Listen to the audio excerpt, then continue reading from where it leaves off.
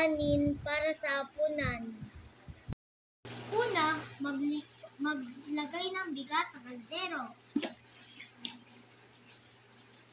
Isa, dalawa, tatlo. Pangalawa, hugasan ng bigas ng 2 beses.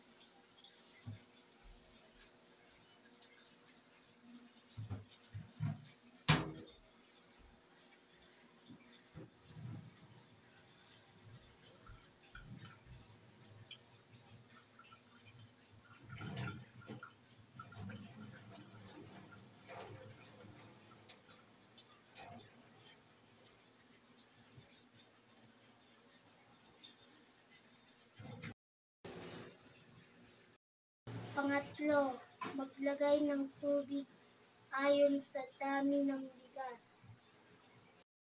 Isa, dalawa, tatlo, apat. Sumunod, ilagay ang kaldero sa rice cooker.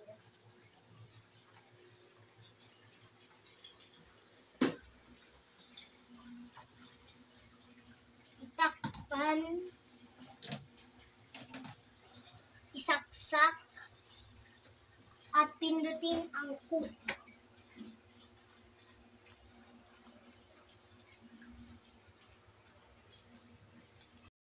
Kapag kumulo na, hayaan mainin ng 5 minuto.